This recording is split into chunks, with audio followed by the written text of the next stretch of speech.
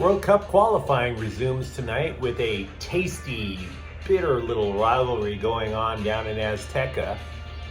And it occurred to me, what about our tasty, bitter little soccer rivalry in Los Angeles? Who you got? LAFC or the Galaxy? I'm James. This is your daily dose of sports and snark for the greatest sports city in the world, Los Angeles. This is Faithful Angelenos. It is March 24th, 2022. I am broadcasting from Ice Station Beta in Des Moines, Iowa. It is snowing. But you know how it is. You got to make that money in Joe Biden's America while you can. We've been doing this show for about a month. If you like the content, by all means, clickety-clack the like button. Clickety-clack the subscribe button. There's a notifications bell. Hit that.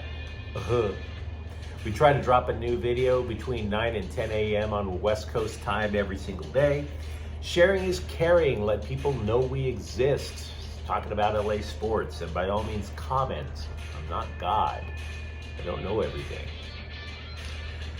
We'll check the scoreboard before we go to the main topic. Last night, LeBron James did not play. Philly defeats the Lakers 126-121. Tonight, the Chicago Blackhawks are in town. They're going to play the Kings at 7 p.m. Bully for the Kings. Computer modules are now claiming that they have an 89% chance of making the Stanley Cup playoffs. They are playing above their heads. Good for them. Notes for LA teams. The Rams have met with six-time Pro Bowl linebacker Bobby Wagner.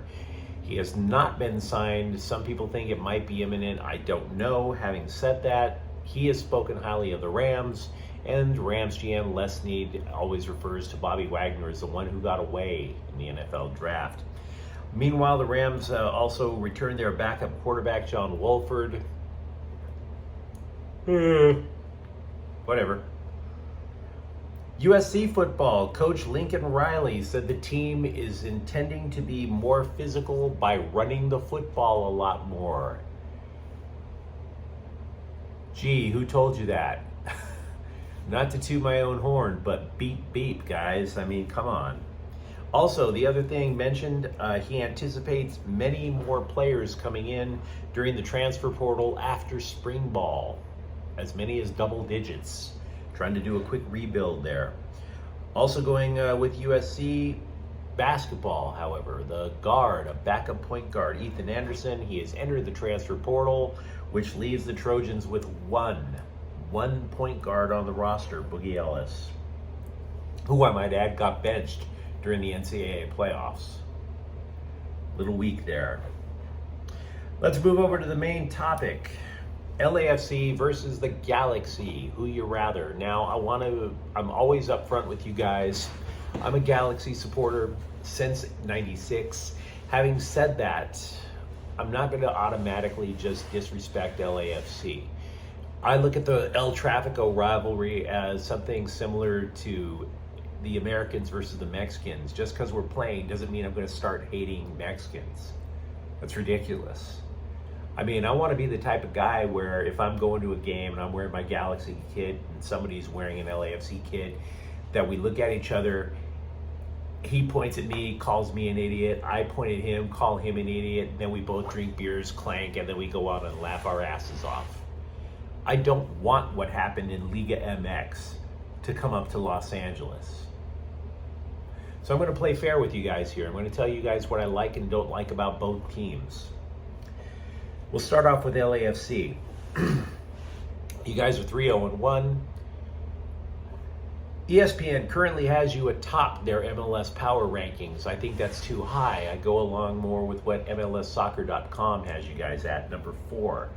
MLS Soccer says, and I agree, that you guys have benefited from a pretty easy schedule so far. 3 home games, for example. And yes, you beat the Colorado Rapids, but that was on Colorado having short rest. They were in CONCACAF at the time. They drew with Portland, and then you beat 2 teams you absolutely were supposed to defeat, Vancouver and Inter Miami. So, does that mean that you guys are, destined for a fall? I don't want to say that. There's things about your team I definitely like. I like Ryan Hollingshead a lot. I've always liked that guy. The fact that he's scoring goals for you in addition to playing defense is, yeah, he's a two-way player. I thought that was a great pickup. I thought Maxime Crépeau was a pretty good pickup for you guys too. 2 clean sheets. You guys had a lot of problems keeping the ball out of the net last year. So it's possible that your defense has in fact improved. It's just too early to say. Tell me if you think I'm wrong. I also like the fact that you guys are third in goals and that you're getting it not just from Hollingshead back on defense, but you're also getting the contribution that you want to get from Carlos Vela with the 4. And the goal differential of 7 is nothing to sneeze at. However, having said that, do you really trust Austin FC with a goal differential of 8? Too early. Here's what I don't like about you guys. You guys still get exposed on the counterattack. You guys play a 4-3-3 with a high back line. That's how Portland scored on you guys. They beat you guys on the counterattack. That's how the Galaxy consistently beats you guys. You play that high back line, the Galaxy just lob it over that back line. They find Chicharito, and before that, Zlatan, and next thing you know, you're like, how did we lose? It's the high line, in my opinion. What I also don't like is the fact that I think you guys are babying Carlos Vela. Now, I am not trying to tell you that I think Carlos Vela is weak. I'm not trying to tell you he's a punk. That's not true.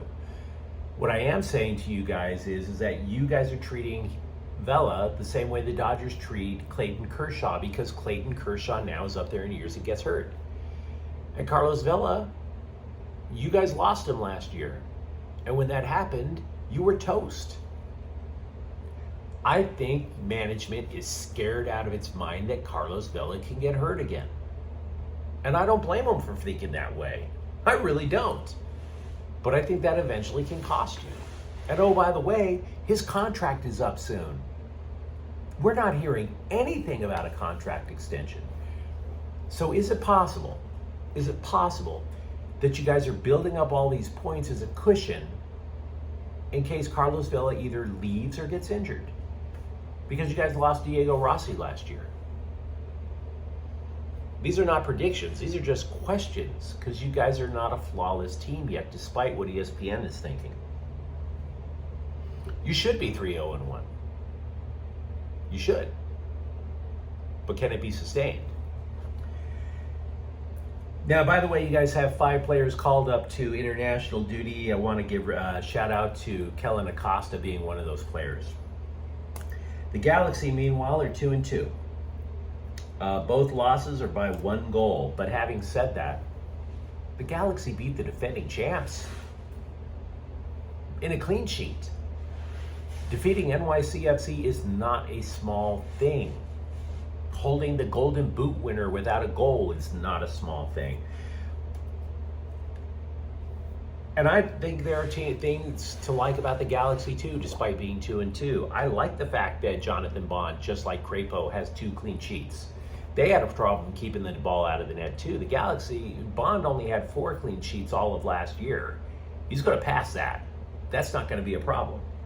I also like the fact that they create a ton of chances with their 4-2-3-1 setup. They lost on Sunday. They had 19 shots on goal. Soccer is a cruel game sometimes, isn't it? So they create a ton of chances. Bond is getting those 2 clean sheets, and I like the fact that unlike Carlos Vela, Chicharito can run all day. He's apparently 100%. And there's no rumor about Chicharito being sold off. So yeah, he's healthy. He's getting his goals. Here's what I don't like, and I think if you're a Galaxy supporter, you're saying it right along with me. You don't like Kevin Cabral. You just don't. I mean, you take that Orlando City loss, for example, the 19 shots. Kevin Cabral had 3 or 4 shots at point blank range, right in front of the net. Right in front. Couldn't capitalize. You like the fact that he's created these chances, but come on, at some point you've got to put the ball in the damn net. Don't you? I also don't like the fact, and I think it's a begrudging thing to admit, because he's one of the 3 players called up for international duty. I'm starting to sour on Julian Araujo. Because you could right now, the Galaxy have conceded 4 times. You can make the argument that 3 of the goals were on him. You might even be able to make the argument that all 4 goals are on him. We thought the back line was going to be a weakness. Raheem Edwards is playing out of his mind. Dupuy has been pretty solid too. Is the weak link the guy that had the future, the 20-year-old? That's a question. It's legit. Here's a mixed bag. Douglas Costa, one of their designated players. Now, the reason I'm saying he's a mixed bag is I like watching him play. He plays with an attitude. He goes after it. Plays with some anger. But he was injury prone before he came to the Galaxy, and he got pulled against Orlando City at halftime because of a hamstring injury. See, the reason that matters is MLSsoccer.com, one of their columnists, Matt Doyle, he said that the Galaxy against Orlando had problems generating offense after Cabral was taken out in the second half. I slightly disagree. I think they had problems because it wasn't just Cabral that was off the pitch. I think they had problems because Costa was also off the pitch. See, I can talk all I want about Carlos Vela and what happens if he gets injured, but what happens to the Galaxy if Costa gets hurt? Which is a distinct possibility too. So if both teams played today, I'd say it could be it'd be a tie game. I actually think that. I think the Galaxy have the better formation against LAFC's high back line. You guys keep getting caught on the counterattack. I think also that LAFC has had the easier schedule. And I think that if the Galaxy had lost games by getting their heads kicked in, like say they played Seattle, they gave them a hell of a run in Seattle. They lose 3-2. If the Galaxy had lost by 2 or more, then I'd be inclined to think LAFC would probably win the game. But we don't know, because there's no common opponent either. They've never played a team. Neither of them have both played Portland. Neither of them have both played Seattle. It's only one or the other. We have nothing to go on. So I think it's a tie. If you enjoyed today's episode, don't forget to subscribe and tell people about us. Don't forget to comment. I'm James. Thanks for listening. Faithful Angelenos is a Kian Corta El Queso production. Have a great day. Bye-bye.